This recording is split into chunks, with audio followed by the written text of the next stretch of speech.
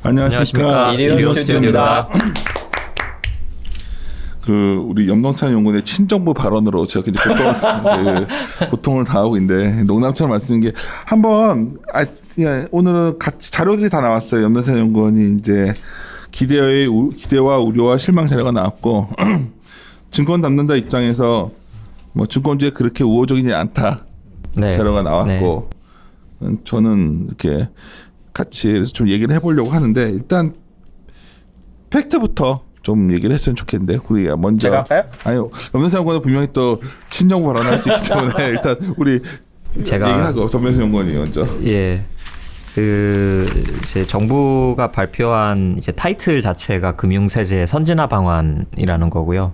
그러니까 제목에서처럼 뭔가 좀 더 선진적인 이제 형태의 세제를 이제 금융투자와 관련해서 마련하겠다라는 취지였었고, 기억을 더듬어 보면 작년부터 사실 이런 논의가 좀 나왔었습니다. 그래서 작년에 이제 처음 이제 그 거래세 인하를 시행을 실제로 했었고, 그때 이제 양도세를 도입하냐 안 하냐 뭐 이런 이제 논란과 이제 뭐 논의가 있다가, 이제 올해는 공식적으로 이제 양도세를 아직 시기는 좀 이제 멀었긴 하지만 도입을 하려고 계획하고 있다. 라는 이제 발표인 거고, 이제 이게 상당히 뭐 시간도 그렇고 용역도 그렇고 좀 많은 이제 고민과 이런 이제 고찰이 좀 필요한 작업이었던 것 같아요. 이제 세제 자체를 이제 일단은 바꾸는 작업이다 보니까 그런 거고, 그래서 이번에 이제 새로 이제 그 도입을 한 그 세수, 그러니까 그 세제 분야가 금융투자소득세라는 거를 도입을 새로를 했습니다. 완전히 새로운 항목이죠. 네. 그래서 이제 기존에 뭐 이제 이자나 뭐 배당 소득과 별개로 이제 별도의 금융투자 소득이라고 이제 도입을 했는데, 사실 이 부분이 제가 볼 땐 핵심인 것 같고요. 이 정의를 제가 이제 언론이나 이런 데서 발표된 데를 보면은, 그러니까 투자성이 있는 증권, 그러니까 투자성이 있다라는 얘기는 원금이 손실될 가능성이 있는 증권에 대해서, 증권은 이제 지분증권, 채무증권, 수익증권 모든 이제 뭐 파생 결합증권까지 다 포함을 시키고, 여기에 대해서 금융소득이 실현이 된다라는 거는 이제 이 해당 상품을 뭐 이제 양도를 하거나 상환을 하거나 해지를 하거나 다 포함합니다. 그래서 그렇게 실현이 된 소득에 대해서 이제 금융투자 소득세를 부과하겠다라는 게 이제 골자인 거거든요. 그러다 보니까 이 소액주주의 기존에는 이제 과세하지 않았던 주식의 양도 차익에 대해서도 2023년부터는 이제 과세를 이제 실시하겠다라는 거고, 이제 선진화 방안이다 보니까 다른 이제 선진국들이 시행하고 있는 손익통산이나 손실을 2월 공제하는 거에 대해서도 이제 추가적으로 방안들이 나왔습니다. 그래서 손익을 통산하고 손실에 대해서는 3년 동안 이제 2월에서 이제 공제를 해주겠다라는 게. 내가 헷갈리는 게 이제 염동찬 연구원이 이거를 미리 자료를 발표하고 공부를 해왔기 때문에 난 듣고 나서 이해했던 거는, 결국 금융투자 소득세라는 것에 소득이란 개념에 나는 이렇게 이해했어요. 뭐 배당이라던가 이자라던가 뭐 온갖 게 다, 심지어 여러 가지가 다 포함돼 가지고 합산해서 상실을 상계하기 때문에 그래도 뭐 괜찮을 수도 있겠다 생각했는데, 이런 게 왜 다 빠진 것 같아? 빠진 게 아니라 뭐 아까 전면수 연구원 나한테 배당과 이거는 다르다고 하죠. 그럼 어떻게 이거는 계산을 하는 거지? 그러니까 이게 그 투자소득세라는 개념 때문에 그런 것 같거든요. 배당이라는 것도 뭐 고정됐다기보다 기업의 실적에 따라서 투자한 거에 대한 배당 받는 거 아닌가? 배당과 이자에 대해서는 지금 그 15.4%의 세금을 이미 부과를 하고 있는 상황인 거고요. 분류가 되죠. 네. 그래서 그거와 이거를 이제 합산을 하지 않겠다라고 이걸 이제 분류과세라고 하던데. 일본은 어떻게 돼 있어요? 일본은 합산해서 합니다. 그러니까 일본은 내가 알기로 합산해서 한 걸로 알고 있고, 미국도 합산해서 합니다. 미국도 합산해서 하고. 그렇죠. 이거 하는 나라들 다 합산해서 합니다. 한국 빼고. 이걸 할 거면 난 당연히 합산해서 이걸 고쳐줘야 되는 거지. 그러니까요. 저도 이거는 굉장히 실망스럽습니다. 그러니까 정부 비판적으로 이제 돌아선 거야. 그러니까 오케이. 아니요, 뭐 긍정적인 게 있고 비판적인 게 있고 논란처럼 그렇죠. 말하지만 사실은 우리가 감안했던 거는 당연히 다 합산하는 줄 알았는데, 이건 그렇죠. 또 놔두고 또 하나 좀 황당했던 거는, 나는 거래세 부분인데. 네, 거래세에 대해서도 이제 말씀을 드리면은, 그러니까 지난해 이제 0.05% 인하를 했었죠. 그랬다가 이제 그 이번에 발표된 거는 이제 올해하고 내년은 아니고 2022년부터 이제 또 조금씩 인하를 하는데 지금 현행이 0.25%거든요. 저희가 이제 매도할 때 이거는 그 매도 금액의 기준으로 부과를 하는 건데 2022년이 되면 지금 0.25%를 0.23%로 이제 소폭 인하를 하고요. 너무 적지 않아? 네, 2023년에는 이제 0.15%로 인하하겠다라는 게 이제 기본적인 방침입니다. 그래서 사실 제가 이제 뭐 증권주랑 이렇게 관련해서 뭐 거래 활성화나 이런 거로 관련했을 때는 결론적으로는 거래세가 폐지가 되는 게 아니면은 뭐 이 정도 폭이나 기간을 봤을 때는 크게 이제 의미가 없다라는 이제 판단을 하고 있습니다. 근데 내가 놀란 게 데이터를 보니까 6월까지 거래세가 6조 거쳤더라고요. 네, 그러니까 이게 작년에도 그랬었고 뭐 거래세 폐지 얘기가 나왔다가 실제로는 항상 이렇게 좀 미미한 폭으로만 조정이 되는 게 이제 자료 그림 3번에서 보시는 것처럼 이게 그 거래세의 전체 규모는 사실 뭐 다른 세수에 비하면 그렇게 절대적으로 큰 건 아닌데 매년 고정적으로 안정적으로 뭐 최근 몇 년 동안 보면 뭐 한 6조 정도 수준에서 이렇게 계속 걷어왔었고요. 올해도 뭐 이제 워낙 거래가 좀 증가하다 보니까 현재 6월 말까지만 해도 지금 5조를 넘어선 걸로 지금 이제 추정이 되고 연말이 되면 10조 가까이 되지 않겠냐 이렇게 예상이 되는 부분이죠. 그래서 이거를 기재부가 사실 좀 포기하기 힘든 그런 이제 안정적인 세수다 보니까 이거를 뭐 바로 폐지하거나 아니면 대폭 인하하거나 이런 게 좀 부담스럽지 않았을까 이렇게 예상이 되는 부분이고 또 이제 정부 자체적으로 추산하기로는 이 주식의 양도 차익에 대해서 부과를 해도 실제로 적용되는 그 인원이나 비중 자체가 전체 개인 투자자 중에서 한 5%밖에 안 된다라고 지금 추산을 하고 있거든요. 거기서 추산한 거죠. 그러니까 네. 뭐 실질적으로 2천만 원 이상이 한 5%라는 얘기잖아. 600만 명 정도 개인 투자자가 있는데 한 30만 명 정도가 해당될 거다. 2천만 원 이상의 이것도 초과분에 대해서 네, 가장 그러니까 저는 이것도 600만 휴면 계좌 계산하고 이렇게 하면 아니 그것도 그건 아니야? 그렇고 연도마다 다르죠. 이거를 그냥 네. 퉁쳐서 5%라고만 얘기했으니까 어떻게 알아요? 이제 그러다 보니 이제 좀 이제 결손이 나는 부분이 있고 그렇게 되면은 이 거래세를 크게 인하하기 어렵다. 뭐 이런 이제 좀 인식을 하고 계신 게 아닐까라는 그러니까 생각을 하는 부분입니다. 우리는 뭐 이거에 대해서 뭐 좋다 나쁘다가 아니라 뭔가 이것도 저것도 아니게 좀 해놓은 느낌을 받아서. 네, 저도 사실 좀 비슷한 생각이고. 그러니까 우리가 이게 당연히 일본 사례나 이런 걸 생각, 미국 사례를 생각, 자본의 선진화를 노리는 거잖아요. 네, 맞아요. 자본을 시장을 선진화하겠다. 그러면 거기에 기본적으로 거래세가 폐지되고 아까 말했지만 손실 상계를 확실히 하고 이거는 상식인데 그거는 좀 놔두고 하니까 이게 뭐지 하는 뭐 짬뽕 돼서 좀 이상해 버린 느낌이 그렇죠. 있어서. 그러니까 선진화하겠다라는 건 결국 이제 소득이 있으면 세금을 부과하겠다라는 그렇죠. 이제 취지인데 그러면 이제 거래세는 그렇죠. 당연히 뭐 없애는 게 맞죠. 왜 그렇게 되냐라는 이제 있는 거고 또 말씀하신 대로 이게 뭐 다른 이자나 배당이나 이렇게 전체적인 거를 이제 고려해야 되는 거냐 뭐 근데 이거는 정부 입장에서는 고려를 하게 되면 오히려 좀 더 부과를 할 수도 있으니까 그러니까 세부담이 좀 오히려 커질 수도 있을까 아니, 뭐 이런 그거에 생각은 했을 것 대해서 같아요. 네. 스케줄 같은 거를 네. 전혀 내용을 안 해줬어요 사실. 네. 그러면 전배순 연구원이 얘기했고 이거의 어떤 결과는 다음에 좀 뒤에 얘기하도록 하고 먼저 그러면 염론찬 연구원은 어때요? 이거 내용 보면서 얘기해서 빠뜨린 거나 좀 놓친 것들. 일단 말씀하셨던 것처럼 이게 금융투자 소득이라는 게 생기는 거고 이제 저희가 흔히 얘기하는 캐피탈 게인, 자본 소득이라는 항목으로 다 합치는데요.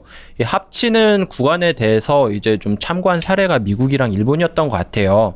일본 같은 경우에는 이 손익을 합산하는 범위가 주식, 채권, 펀드가 한 그룹, 그다음에 장외 주식이 한 그룹, 그 다음에 파생 상품이 한 그룹입니다. 이 내에서 손익을 통산해서 여기다 양도세를 매기는 그러니까. 거예요. 근데 한국 파생도 같은 들어가야 경우에는 되는데, 파생도. 그렇죠. 한국은 더 커요. 이거를 다 합칩니다.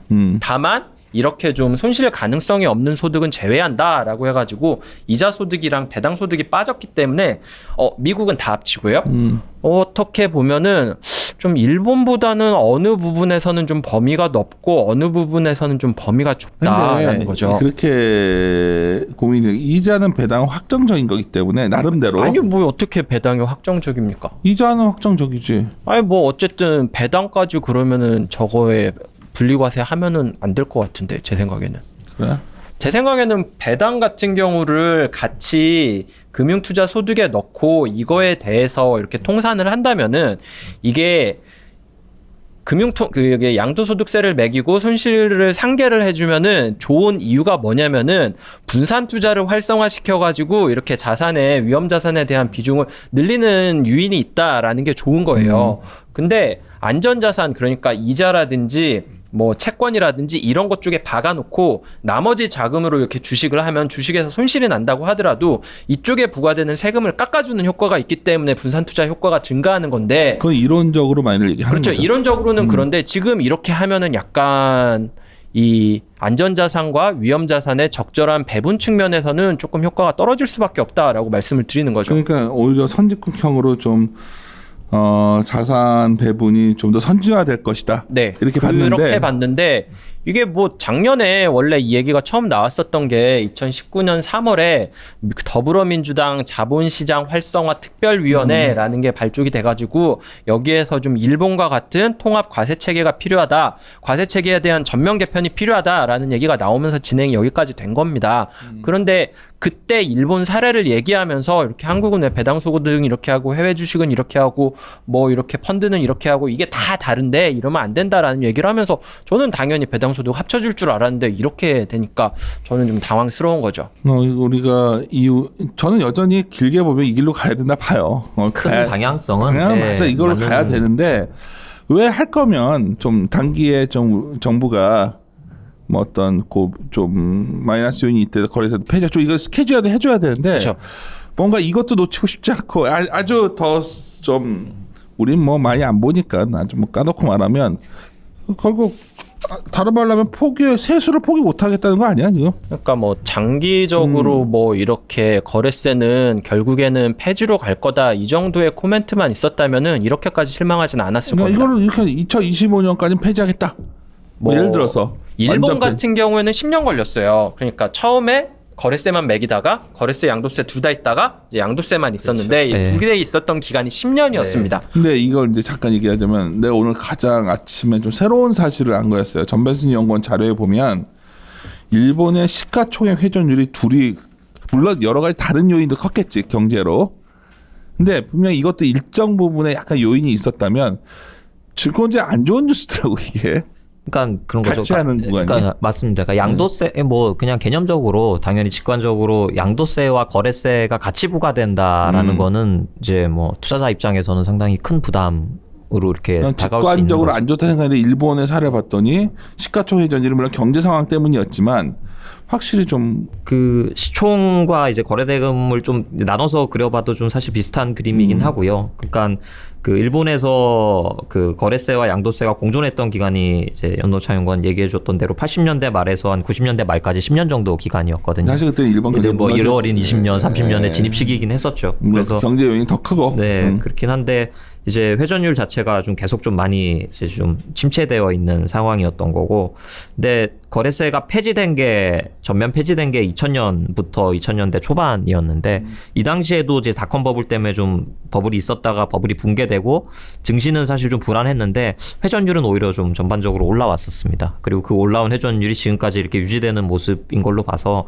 그러니까 거래세가 완전 폐지되면은 일단 이제 그 저희 이제 거래 활동성에 있어서는 긍정적이다라고 볼 수는 있는데, 동시에 이렇게 세부담이 부과되는 구간은 사실 뭐 증시의 활력을 그렇게 크게 부양시키기는 좀 어렵다, 이런 그러니까 결론을 낼 수 있을 것 황당하게 같아요. 시장에는 이렇게 굉장히 프로페셔널 트레이더들이 있잖아요. 단기 매매하는 사람들. 막 샀다 팔았다 많이 하고. 그래서 굉장히 일부지만 굉장히 돈을 많이 벌거든요. 근데 내가 일부 중에 어떤 친구는 굉장히 이걸 기대하고 있었더라고. 당연히 뭐 다 상관없고 이거 다는 어차피 포지션 안 가져가니까 뭐 상관없고 엄청나게 이거를 이게- 거래세를 너무 많이 내니까 이거를 그쵸. 하면 그러니까- 엄청 자기가 돈을 많이 벌 것이다 생각하고 있었는데 이거 엄청 실망하더라고. 딱 듣더니. 그렇죠. 거래세를 이제 뭐 어제 보도 참고 자료 이렇게 나온 거 보니까 유지하는 이렇게 폐지하지 않는 이유는 이게 초단타 트레이딩이 너무 늘어나가지고 시장의 변동성을 키울 수 그거는 있다라고 하는데 이게 선진화와 맞는 발언인가라는 생각이 아니 뭐 초단타해서 하던 뭘 하든지 간에 시장은 그걸 포용해서 자정적으로 균형을 찾게 해줘야 되는데, 그러니까 방향은 되게 동의하는 건데 약간 누더기가 된 느낌 있잖아. 막 그러니까 이쪽 짬뽕해가지고. 정확하게 거래세 같은 경우에는 거래가 생기면 발생을 하고 양도세는 이익이 생기면 발생하는 세금이잖아요. 그러니까 시장의 변동성이 좀 커가지고 거래가 늘어나면은 올해 6월까지 왜 작년만큼의 지금 세금이 거래세가 묶였겠어요. 코로나 때문에 변동성이 커졌기 때문에 거래가 늘어나서 그런 거잖아요. 이게 그러면은 정부 입장에서도 거래세를 좀 안 받거나 하고 양도세를 받게 하면은 결국 뭐 자본시장 친화적으로 나갈 수밖에 없어가지고 시장에는 결국 긍정적이었을 텐데 지금 정부는 그런 입장을 취하고 있지 않았다는 거죠. 그럼 여기서 이제 우리가 뭐 다들 이름을 아시니까 여기서 뭐 성토대 한다고 될 것도 아니고 네. 근데 성토할 게 아니라 이건 발전돼야 되는 방향은 맞습니다. 근데 이제 우리에게 중요한 거는 이걸 투자에 어떻게 적용할 거냐인데 첫째, 증권제는 별 우호적이지 않다. 네. 두 번째 궁금한 게 이게 내가 제일 이게 클 것 같아. 직감적으로 나 해외 주식 하기 싫은 이유 중에 하나가 이 돈 내는 것 때문에 안 하는 네. 사람들 꽤 많았거든. 이렇게 되면 진짜 해외 주식 쪽으로 돈 더 가는 거 아니야? 아닙니다. 아니야? 이제 설명 좀 해주세요. 아, 이게 왜 그러냐면은 그 좀 정부에서 그나마 저는 좀 이렇게 다행이다라고 생각하는 거는 두 가지 정도로 정부에서 변동성 확대를 막기 위한 방안을 만들었어요. 장치 첫 번째는 이제 그 2022년 정도가 되면은 2023년부터 양도소득세가 과세가 되니까 내가 수익이 나고 있는 주식을 일단 팔았다가 다시 사야 되지 않나라는 생각을 하잖아요. 2023년부터는 양도소득 과세를 하니까 그거를 막기 위해서 2022년 말쯤에는 대량 매도가 나올 거다라는 거를 좀 걱정을 해가지고 과세되는 금액은 2022년 말 종가랑 산 금액이랑 높은 금액을 적용하겠다라고 얘기를 했어요.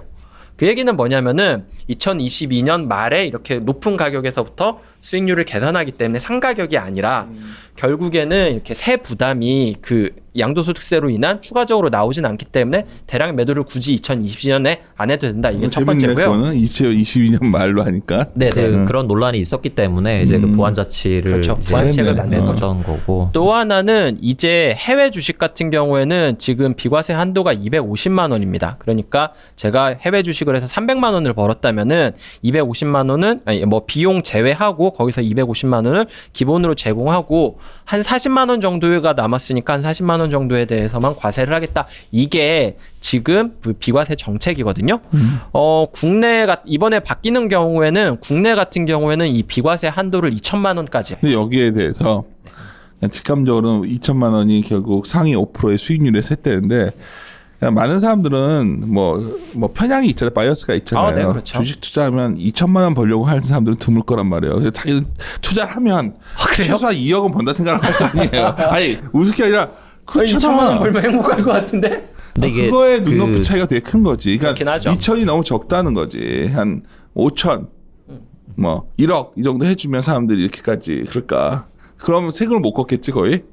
아니 뭐 양도소득세가 더 많이 나오게 하면 되죠. 1억 이상 벌게. 그러니까 이 정부도 제가 그냥 별도 보도 자료를 보니까 이 해외 주식으로 이탈하는 거를 우려하는데 정부 측에서 이제 말씀은 방금 이제 염동찬 위원 얘기대로 국내는 2천까지 이거를 공제를 해주고 해외는 250밖에 안 해주니까 그렇다라는 건데 사실 저 개인적으로는 잘 모르겠어요. 그러니까 이게 지금 그러면은 왜 지금은 해외 주식에 이렇게 열풍이 커져 있고 계속적으로 자금들이 이쪽으로 들어가냐라는 거죠. 오히려 제일 아쉬웠던 건 난 딴 게 아니야 그거였어요. 장기 투자에 대한 공제를 맞아요. 해줬다면 그게 없어요. 그게 제일 아쉬워. 그러면 장기 투자라도 유도가 될 거고 뭐 그래 내가 주식 원이 올라도 내가 이 주주와 같이 하겠다는 사람들이 공제 딴 나라 있지 않아 선진국은? 그러니까 미국 같은 경우에는 이제 단기 소득이랑 장기 소득만 분리하잖아. 구분합니다. 예. 같은 보도 자료에 또 그 내용이 있는데요. 그래? 네, 보도 장기 자료가 보유- 더 낫구나. 예, 봐야겠다. 장기 보유에 대한 인센티브가 필요하다라는 이런 거를 이제 인지를 하고 그러는데 이제 이 보도 자료 상의 내용은 이제 부동산 같은 경우는 이제 장기 보유에 대한 인센티브가 있잖아요. 부동산은 인플레이션을 감안해 하기 때문에 장기 보유 우대가 필요한데 금융자산은 인플레이션 요소가 없다라는 게 이제 논리거든요. 쌍소리 할 뻔했는데. 야, 네, 저도 이건 너무하다. 무슨 소리냐 이게 진짜. 아, 흔하다 이건. 뭐 이제 그런 이제 어쨌든 뭐 이제 설명 자료에는 이런 내용이 있습니다. 내가 아니. 이제 알고 있잖아 지금 상황을 다 지금 뭐가 그러니까 불만. 이 선진화 이건 못 봤어요. 다 파악해놓고서 왜 안 한 거지? 그러니까 선진화 방안이라는 거 자체가 사실 뭐 저 개인적으로 생각하기에는 이게 좀 과도하게 높은 뭐 회전율이나 이런 건 오히려 좀 낮춰야 될 필요가 있고 선진국처럼 그다음에 아니. 이제 장기 투자나 뭐 이런 문화를 좀 정착시키려는 사실 의도가 있다면은 내가 이런 항상 그렇죠. 말하는데 그 요인을 만들어야죠. 되게 그런 잘못 유인은 알고 있는 게 하나가 우리가 내가 얼마 전에 페이스북에 썼는데 아니 고민하다가 하도 요새 뭐 투기하면 나쁜 놈 하는데 그건 뭐냐면 갬블과 투기의 차이점이 뭐냐를 쓴 거야. 상당히 와닿더라고. 그러니까 사람들이 주식시장은 도박이야 막 이런단 말이야. 갬블링이다 하는데 정말 그거는 약간 운이나 확률이라고 하지만 물론 블랙잭 같은 게 확률을 많이 하지만 약간 운? 뭔가 배팅 조절 뭐 이런 걸 갖고 하는 거고 아니면 블러핑 뭐 이런 걸 하는 거고 기본적으로 이런 소위 이런 투기는 기본적으로 계산을 한 상태에서 투기를 하는 거기 때문에 투자나 투기나 본질은 계산을 한다는 것에서 유사점이 있다는 거지. 그러면 그 계산을 잘하고 잘못하고에 대한 책임을 투기자에게 지게 하면 되는 게 본질인데 자꾸 우리는 너무 나라에서 야 얘들 이것도 걱정돼 저것도 다 내가 들어가서 훨씬 합리적으로 만들어줘야 돼 이 생각을 너무 하는 것 같다는 거지. 부동산도 그렇고 주식시장도 그렇고 이것도 너무 들어간 것 같다. 그냥 그래 장기 투자하면 좀 혜택 주고 유인하고 그걸 원한다니까. 그렇죠. 지금 사실 투자자들의 투자 시계가 너무 짧잖아요. 국내 같은 경우는 주식 그렇죠. 투자에 그게 있어서. 굉장히 중요하다. 그게 이제 뭐 높은 회전율과 이제 높은 거래세로 사실 이렇게 나오고 있는 그치. 부분이니까. 근데 이제 서두에 말씀하셨지만 세사님이 그 거래세 부분을 사실 좀 포기하기 아깝다라는 생각을 기본적으로 이제 하고 있는 것 10조야 같아요. 올해. 예. 올해 10조면 예. 진짜 포기하기 힘들어. 예. 뭐 또 안정적으로 매년 이렇게 지금 계속 나오고 있는 상황이다 보니 그리고 또 그거를 대체할 만큼 이 양도세가 바로 메이크업하기가 조금 어려울 수 있겠다 뭐 이런 생각을 좀 많이 하시는 것 상계를 같아요. 해주는 순간 내가 봤을 땐 세수가 확 줄 거야. 그렇죠. 예, 그 확 줄까? 손실에 대해서 시뮬레이션 상계를 해본 거야. 지금 해주면은- 정부에서 다 해봤는데 그쵸. 이쪽으로 가야겠다 결심을 했는데 딱 계산을 해봤더니 세수가 세수가 줄지. 펑크나게 너무 큰 거야 지금 보니까. 그게 본질이 아니냐는 거지 지금. 그렇다면 근데 공제 같은 것도 다 마찬가지거든. 공제해주고 2천만 원이나 5천만 원 해줬다가는 큰일 나게 생긴 거야. 그러니까 2천만 원 논리가 돈 번 사람 2천만 원 이상 번 사람이 5%밖에 안 된다. 뭐 이런 식으로 논리 가져온 거야. 맞지? 뭐 지금 제시하는 논리는 그건데 저는 논리 진짜 밝혔어? 그 데이터 그 보고 데이터를 싶어요. 밝혔냐는 거지 내 말은. 맞습니다. 그겁니다. 뭐 600만 주식 투자자가 있는데 지금 연간 6천만 원 이상의 수익을 내는 사람이 계산을 하고 추정을 하기가 상당히 어차피 그러니까. 이게 어렵고 불가능한 작업일 아니 거잖아요. 나는 정말 이 이제. 제도를 예. 욕먹어도 좋은데 왜 찬성. 불가능해요? 하지. 아니요, 향후에 양도 차익이 얼마가 발생해서 양도 소득세가 얼마가 거칠지는 다양한 사실 시뮬레이션 가능해. 지금 예상하기는 적어도 너무 지금 큰- 현재 상황에서 얼마인지는 가능하죠. 아까 5%가 매년 한다면 지금 상황에서는 가능한데 어느 때는 2천만 원 이상인 사람이 많을 거예요. 시장 좋을 때는. 시장 안 좋았을 때는 진짜 적을 거예요. 이 차이는 당연히 존재하잖아요. 그 변동성을 뭐, 받아들이기 싫다는 거잖아요. 우리 염동찬 연구원이 요새 욕도 많이 먹고 하지만 다시 한번 말하지만 아니 이게 무슨 아니 중요해. 이 길로 가야 된다니까. 거래세 폐지되고 소득이 있는 곳에 과세하는 형태로 가야 그게 되고 선진화 과세죠. 소득은 합산해서 손실상계를 해줘야 되고 기한도 한 3년 줘야 돼요. 그래야 거기다 공제를 해줘 장기 투자에서 공제를 해주면 우리도 주주자본주의가 좀 더 강화될 거야 내가 봤을 때는. 그리고 포트폴리오를 짜게 된다니까. 왜냐면 배당 주식을 들고 갈 수가 있다고. 내가 배당 주식 포트폴리오 놓고서 이쪽에 뭐 좀 그래서 사실 이게 이게 뭐 너무 장기 맞는 투자, 거거든. 가치 투자, 배당 투자 이런 개념으로 궁극적으로 가려면은 그치. 방향성 자체는 이제 맞다라고 생각합니다. 기업의 자금 흐름을 가게 하고 좀 이게 아주 좋은 제도인데 그건 사실 뭐 내가 욕먹는다 논문처럼 맞죠. 난 연찬찬 연구원 의견에 굉장히 동의했고 그리고 또 여러 가지 학계 배경도 있어요. 이게 사실 들어가다 보면 여러 페이퍼가 있습니다. 저희가 뭐 그냥 염찬찬 연구원이 그냥 말한 게 아니라 다 공부하고 조사하고 근데 그래도 그런 그림이 있다면 이론적인 거가 있다면 이거는 요 근처 좀 갔어야 되잖아요 이번에. 근데 이것 빼고 저것 빼고 막 해놓으니까 표현이 좀 그런데 이거는 죽도 밥도 안 되게 됐어 이렇게 되니까. 내 생각에 심리적으로 좀 심리적으로 위축을 위축시킬 수 가져올 있는 내가 수밖에 아침에 없는 얘기를 요인인 했잖아요. 것 같아요. 예. 주식 분할 스톡 스플릿이라는 게 재무적으로는 주식 가치를 아무 변화를 안 줘. 그렇죠. 하지만 센트에 영향을 줘서 어쩔 때는 이게 호재성으로 받아들이고 주식 분할이라는 게 어떤 악재를 반영드리는데 이거는 그 문제가 아니라 제도상으로 다 내가 아까 왜 목소리가 커졌냐면 보도자료 봤더니 다 알고 있네 정부도 지금 기재부가 얘기 다 알고 나왔죠. 있네. 다 얘기 나왔죠. 다 알고 있는데 왜 이거를 하나밖에 안 남은 것 같은데 그냥 이건 이제 어제 이제 아예 그리고 발표됐던 아까 거고 저기 이제 말하다가 그 빼먹었는데 2천만 원, 250만 원 있잖아요. 국내 2천만 원, 해외 250만 원. 해외는 원래 250만 원이었댔잖아요. 근데 사실은 이게 범위가 약간 줄었습니다. 왜냐하면은 국내 주식은 국내 주식만 2천만 원이고요. 250만 원은 파생, 장외, 해외 주식 다 합쳐서 250입니다. 그러니까 어떻게 보면은 예전에 해외 주식만 250만 원 비과세 했던 거에 대해서는 여러 자산 합쳐서 250만 원까지니까 약간 범위가 오히려 줄어든 거죠. 국내 범위는 비과세 범위는 만들어주고 해외는 조금 줄여준 겁니다. 나는 이 둘을 합산해서 비교할 수 없다 봐요. 환율이라는 게 있고 거래 비용도 많이 들고 다른 개념인데 나는 기본적으로 국내 주식시장이 좀 장기 투자자가 늘어나고 우리가 배당 좀 많이 하고 그것도 있고 난 단기 매매자들도 활성화해줘야 된다 봐요. 그냥 시장을 조성하는 마켓 메이커들이니까 그 사람들이 막 올렸다 내렸다 해주는 게 나쁜 거냐는 거야 내 말은. 이거는 그래서 아니 그래야 우리 시장에도 와서 뭐 기계적으로 매매하는 사람들 나오면 좋고 그게 시장이 그런 투기 스페큘레이터들도 와서 자신의 계산화해서 해가지고 돈을 올인해서 날리는 사람도 있을 거고 돈을 버는 사람도 있을 거고 그게 작동되게 해줘야 되는데 자꾸 이건 위험한 이런 거 있잖아. 야 너 자전거 타다면 위험하니까 자전거 타지 마. 넘어질 수 있으니까. 그럼 평생 자전거를 못 타는 거야. 좀 넘어져도 보고 그러다 보면 어느 날 갑자기 또 황당히 뭐 자전거를 많이 타야 될 시대가 올 수도 있잖아. 뭐 석유상을 환경 문제 때문에 그러니까 여러 가지 경우는 결국은 이걸 익숙해지게 해야 되는데 자꾸 너무 그러니까 너무 이런 것까지 해버리고 오히려 뭐 내가 유도한 방향은 확실히 해줬어야지. 그래서 난 단기 투자를 걱정한다면 장기 투자자에 대한 메리트를 확실히 줘야지. 그렇죠. 확실히 메리트를 주는 거지 뭐. 그러니까 그 초단타 매매가 무서워가지고 거래 대금을 그 거래세를 폐지하지 못한다고 얘기하면서 장기 투자에 대한 인센티브를 주지 못한다는 이론적이면 거는 차등 배당 같은 것도 그렇게 적용할 수 있는 거야. 아주 장기적으로 투자한 사람들에 대해서는. 그죠. 그러니까 그런 정책을 오히려 좀 보완해서 하면 단기 매매에 대한 두려움. 근데 다 이게 내 결론은 뭐냐면 정부의 고민이 담겨 있는 거예요.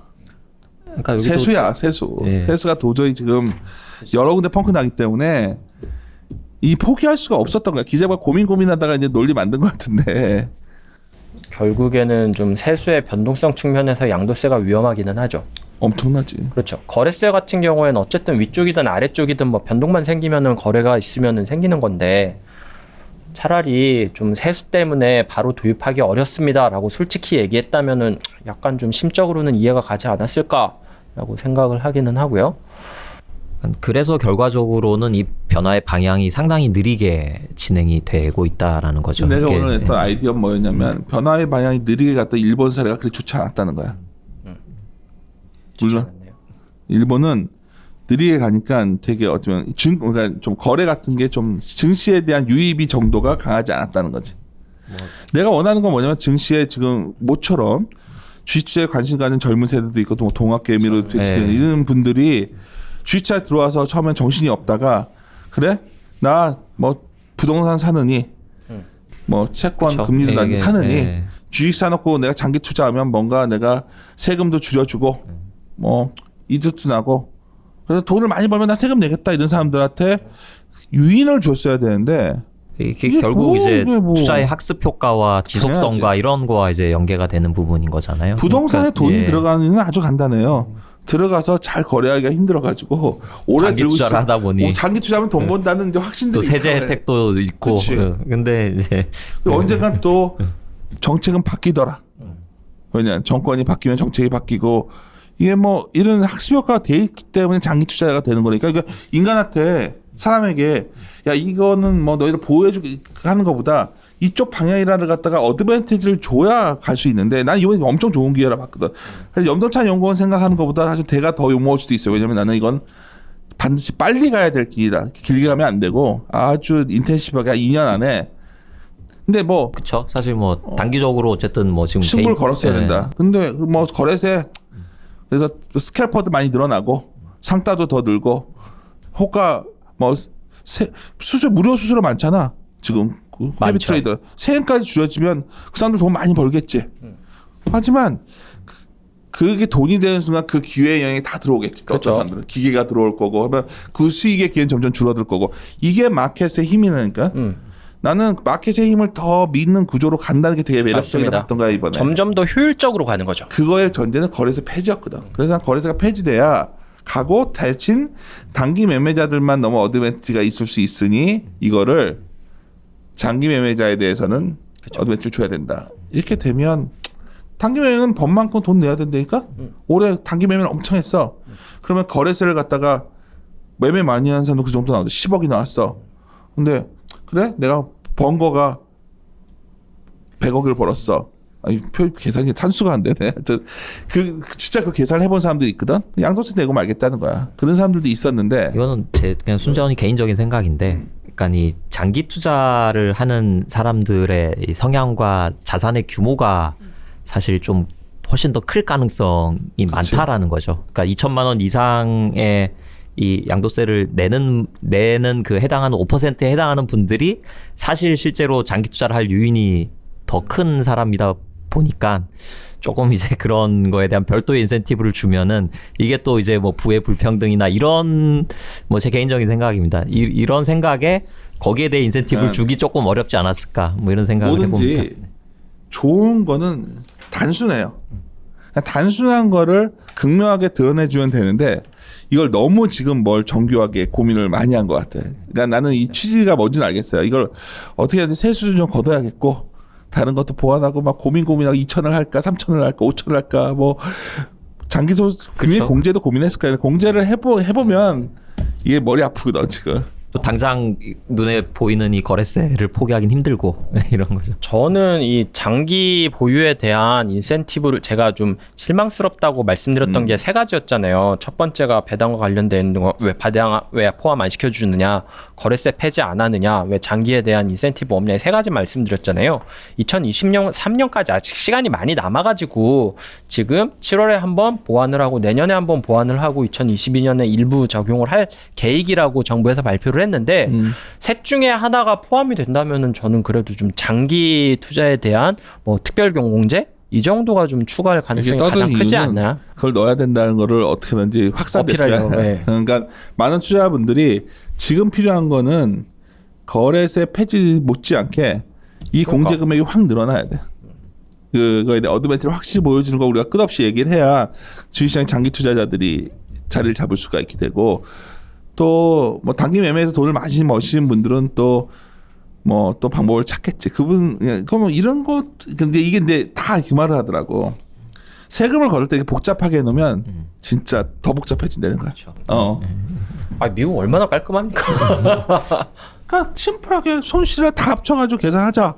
그럼 될 일을 왜 이렇게 하는지 모르겠어. 그러니까 이렇게 보면은 그러니까 현행 금융 세제 왜냐면 체계 쇼친 거 있지. 쇼친 것도 다 이익 났으니까 그거 돈 늘어나는 거지. 근데 그것도 개편해야 돼요. 개편해야 된다니까. 그러니까 공매도 친 거 뭐 이런 거 다 넣어가지고 수익이 있는 거는 과세하겠다고 원칙 하나 딱 정해놓고 하면 될 일을 그냥 비비과가지고 이상하게 미로처럼 만들어놨어 지금 내가 봤을 때는. 궁극적으로는 그렇게 갈 것 같아요. 그리고 세율 자체도 단일 세율화하는 것도 이제 그거야. 네, 아니 생각을 근데 내 해야 말은 되는 거고. 그거를 이 정도 발표하고 용역을 주고 몇 년을 끌었으면 똑똑하신 분들이잖아. 이걸 뭐 장기로 2025년까지 가겠다고 스케줄을 해줬어야지.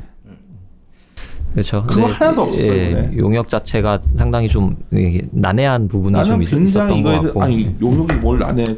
진짜 전문가들이 자본시장 연구원 조세연구원 사람들이 한 건데 다 검토했다니까. 근데 그 혼자 생각한 거야. 아 뭐 저 우리는 그냥 정부에 있는 사람들이 아니니까 이렇게 쉽게 얘기하는 거고.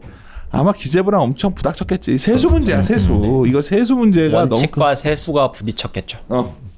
그렇게 가고 이론적인 학자들은 분명 그렇게 가자고 했을 것 같아. 왜? 이론적으로 그게 맞거든. 원칙적으로도 맞죠. 원칙적으로 맞지.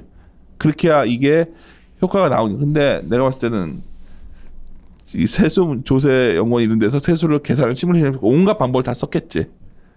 결론은 그래도 이대로 가면은 세수는 줄어든다라는 그 결론이 매년 나왔으니까. 최소 5조 들어오잖아. 거의 그렇죠. 예, 뭐 지금 5조가 지금 상황에서 간다냐고. 어디서 5조 더 얻을 건데. 그러니까 이렇게 뭐 이렇게 외부리겠죠. 결론은 우리가 압력을 넣어가지고 장기 투자 유도에 대해서 나와야 되고, 압력이 별거인가 그냥 많은 사람들이 공감대를 형성하면 네. 들어가겠죠. 근데 배당 소득도 좀 넣어주고. 나는 그것도 되게 홍삼하는 아쉬웠어. 배당이 들어가야. 우리나라 배당 투자라는 게 존재하지 않아 지금. 맞아요. 응. 전 세계에서 뭐, 배당 수익률 제일 낮습니다. 그러니까 대만 같은 경우는 배당이라도 좋은 데다가 특히 제가 담당하고 있는 금융업종에 있어서도 배당은 상당히 중요한 그러니까. 이슈이기 때문에 그렇게 됐을 때 내가 이 말로 왜 하냐면 나는 가치주에 대해서 굉장히 비관적인 사람이서 한국에서의 가치주는 정말 매력이 없다. 지금도 백날 외쳐요. 왜냐면 투자 매력이 없거든. 파이가 안 커질 거니까. 근데 이제 가치주가 한번 살아날 수 있는 방법은 뭐냐? 장기 투자에 대한 어드밴티지를 주면 가치 투자 기업들도 장기 투자에 좀 들어와서 그거는 우리나라 같이 제로금리 시대에 우리나라도 이거보다는 좀 나은 투자. 너무 낙관적인가? 전말씀 연구가 가능하지 않냐? 그렇게 되면? 아니 그렇죠. 그러니까 이게 뭐 성장이 좀 정체되고 이렇게 뭐 기대 수익률이 낮아질 때 사실 안정적인 배당 수익은 투자에 있어서 큰 요인이 그럼 정부가 원하는 그 엄청난 유동성들이 부동산에 안 가고 여기 들어올 수 있다니까요. 혹시나 들을 우리 구독자가 이렇게 아주 많지 않지만 그저 공무원 계시면 심플하게 생각하세요.